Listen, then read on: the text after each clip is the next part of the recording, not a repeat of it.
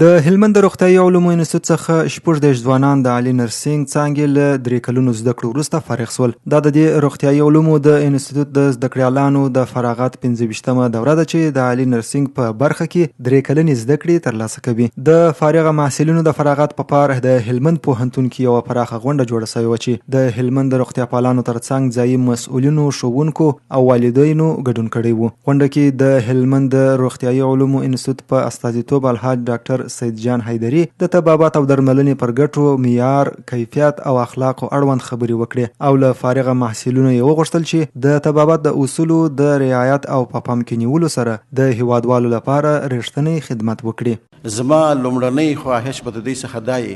چې اوس هم زده کړې وکړې، اوس خو د طبابت په چوکاټ او په غالب کې ولوېدلاست. اوس تاسې پوخوال ته ضرورت دی، ستاسې پوخوالی ستاسې اخلاق او ستاسې عمل دی. هغه څه چې مو زده کړي دي هغه په صادقانه او ایماندارۍ سره په عمل کې سرته ورسوي.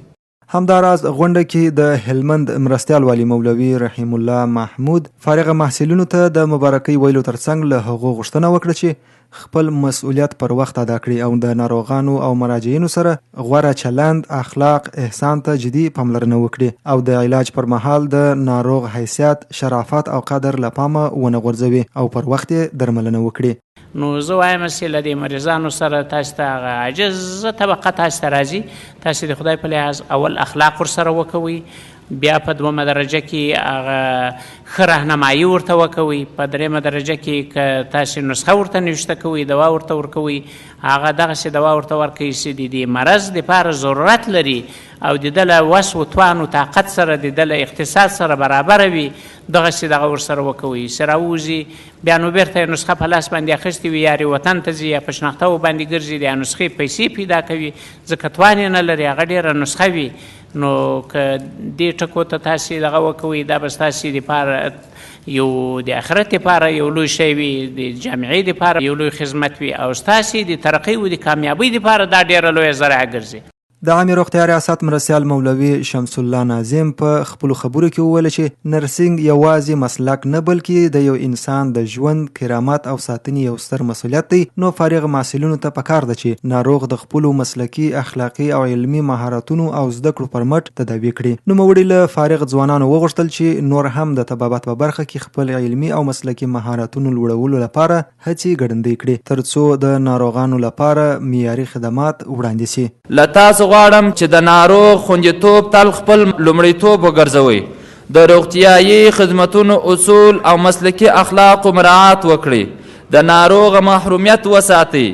د روغتیایي ټیم له نورو غړو سره همغږي او همکاري وکړئ. د هلمند د روغتیايي علومو انسټیټیوټ یو تن ښوونکي مولوي محمد سالم وثیق او د فارغ محصلینو په استازیتوب حافظ بلال احمد یاسر وویل له طبي 3 کلونو زده کړو وروسته فراغت ورته د یو نوي مسؤلیت پیل دی او ژمن دي چې فارغ ځوانان به د خپلو هیوادوالو د درملنې په برخه کې نه ستړي کیدونکې هڅې ترسره کړي. نن ورځ موږ لپاره یوازې د فراغت ورځ نه بلکې د یوې نوې لارې او نوي مسؤلیت د پیل ورځ ده.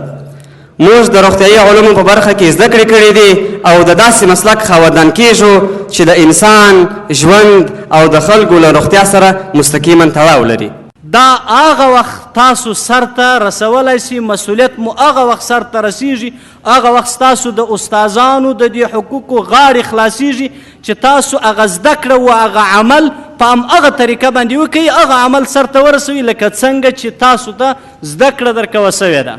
د یادونې وړ ده چې تر دې وړاندې هم د هلمند روغتیايي علومو انسټیټیوټ له لوري په بیلابیلو دورو کې د نرسنګ برخې څخه په زیات شمیر کې ځوانان فارغ شوي او دا مهال د دې ولایت د اوسیدونکو لپاره په مرکز لښکرګاه ښار او لیرې پرتو ولسوالیو کې په روغتیايي خدماتو بوخت دي.